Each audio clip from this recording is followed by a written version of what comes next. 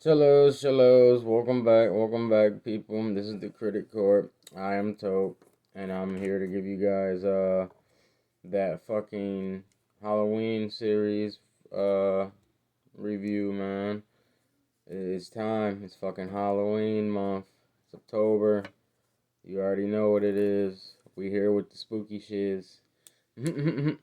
um, I'm fucking going to do a review today on the classic Exorcist, the fucking 1973 boy, the OG. Given that the new Exorcist is about to come out this upcoming week, um, fucking Thursday, I believe. Well, Thursday's the early premiere. I'm used to the early premieres. I'm sorry, guys. But Friday, for all you, regular folks. um, but yeah, fucking.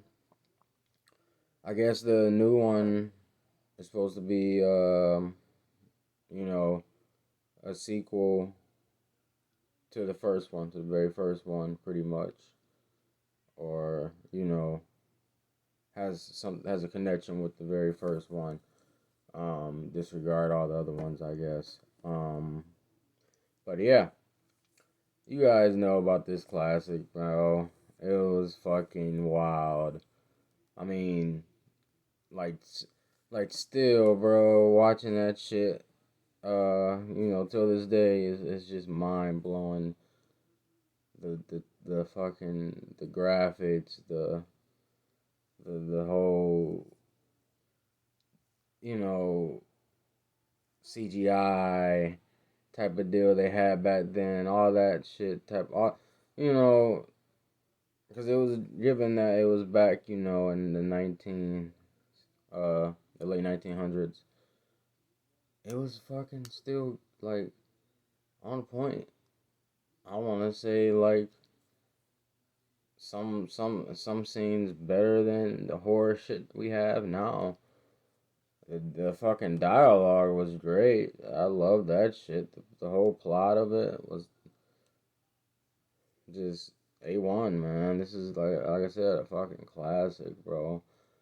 So, you got Reagan, the 12-year-old little girl. She gets possessed, fucking around with the Ouija board that her dumbass mother continued to let her play with, and even, like condoned playing and tried to play with her and shit. Like, oh my god, that was some stupidity right there. Like, what, Captain Howdy? Yeah, howdy your ass on out this fucking joint. Like, hell no, I would have threw that bitch out soon as I found that bitch if I was the mother. If I was fucking Chris McNeil or whatever. Um, she's supposed to be in the new one too. So, like I said, I'm excited for the new one. The new one, the beginner or the beginning or whatever, or the believer. Yeah, I think it's called the believer. Um, yeah, I feel like they gonna make us believe in this shit for sure, man. Um, Given that, I believe in that little evil spirit shit. I believe and to a certain extent, it's real for sure. It's you fuck around with the wrong, you know, and conjure up the wrong shit. It's gonna come and show you for real. Like that shit's not no joke, man. But yeah, Reagan, she got possessed.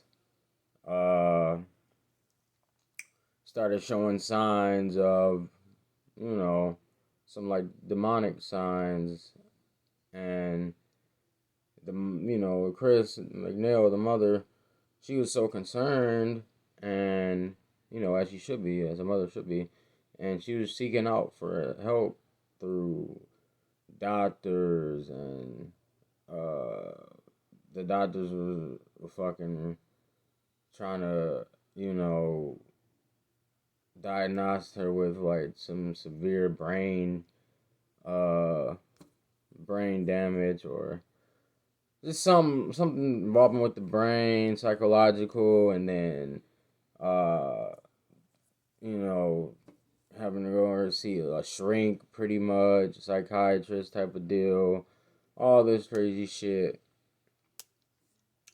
None of that shit helped. None of that shit. No.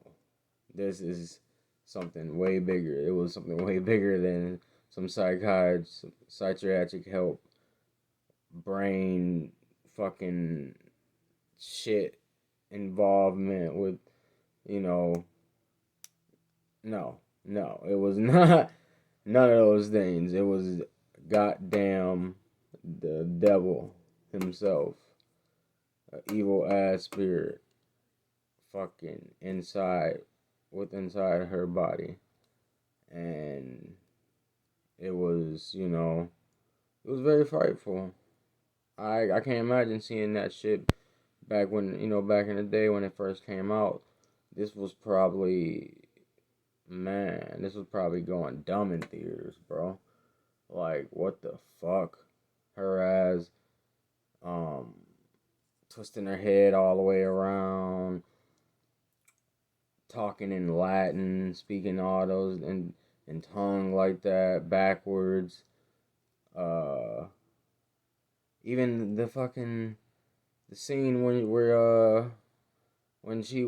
they first had her, very first had her talking to a psychiatrist, and he had her in a trance. He had Reagan in a trance, and uh pretty much forced the evil spirit to come about and talk to him, and she like completely flipped the switch and just went dumb on his ass. Like, bro, it was wild. It was wild. I like I said, this movie is such a classic, bro. I really enjoyed watching it again. Like, man. Um, but yeah, so after all that dumb shit with the treatments and the doctors and all these dumbass tests, she was like, "All right, I need to go get like some serious like just holy filled help, like from a priest or something. Like, man, I need God in this house right now. Like I always tell people, if you scared, go to church." And what she do? She went to church. She went to church, bro. Oh my God. And you know, so she sought out help, um, to this priest named Damien Carras, and he was like going through some grief because his mother just died, and he felt like it was his fault and shit that she died because he was barely there for her. He was always working, or he didn't have, if he felt like he abandoned his mother in her dying need type of deal. If he was around, she would still be around to this day type of deal. So he had some type of you know demons and thoughts in his head as well about his whole life and how shit was going about at the time. So he really wasn't confident in himself to do the exorcism. He felt he can contribute more than he can actually, you know, fulfill the actual exorcism. So, I mean, and at first he didn't even want to believe it either. He didn't want to believe that she was possessed, or it was something else more than just some psychological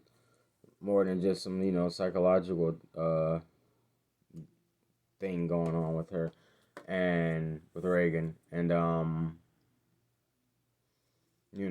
he had to get the approval by the church, uh, and get like a pretty much permission to go through with this exorcism. That's how every exorcism is for a priest. You have to get, it has to be real hard, 100% proof that there is actually something satanic,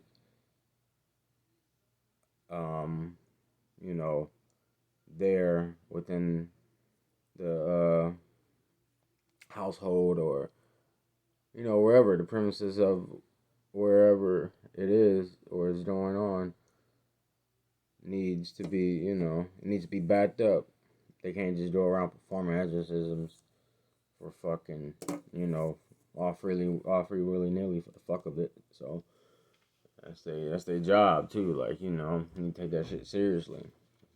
But yeah, so after a few visits he did with Reagan, he came to his senses. Like, all right, this is beyond me. I need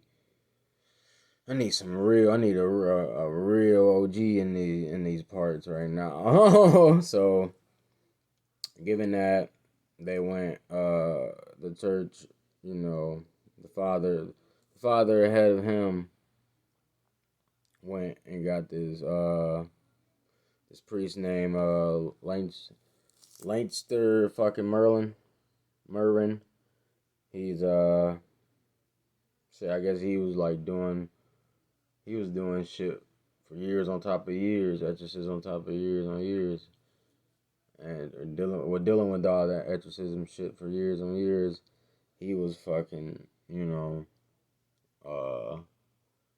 he's in South Africa or Egypt, all type of shit with it. Like, he just ain't been all everywhere with it. He OG.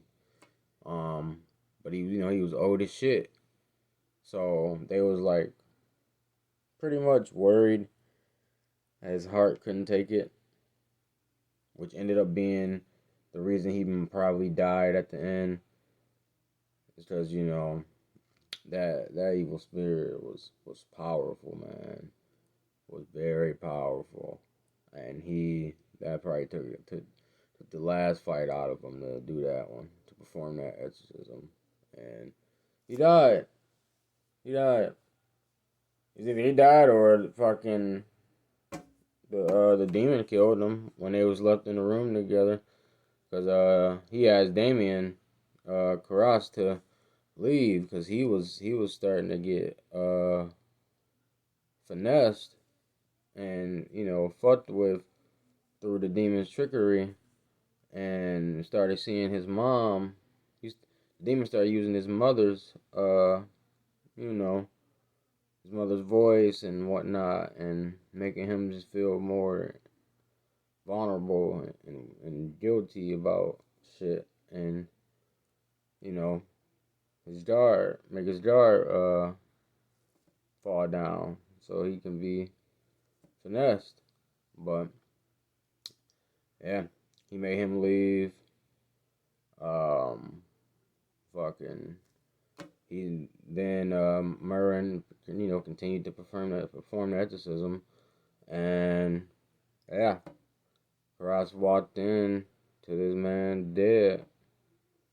Fucking holy water spilled all over the floor and shit, and Damien Garage just started wailing on fucking Reagan. That shit was wild to me too. Like, damn, started piecing her ass up. This little 12-year-old girl up, even though, yeah, it's a demon, but the body, the vessel that's being, taken over is a 12-year-old girl. Like, come on now. Damn. They gonna, like, back then, they must have really give a fuck. It was like another scene, too. She was just stabbing her shit. Made her mother lick her blood in between her legs. It was wild, bro. This movie was wild. That must have been a wild time for movies back then, for sure. They didn't give two fucks.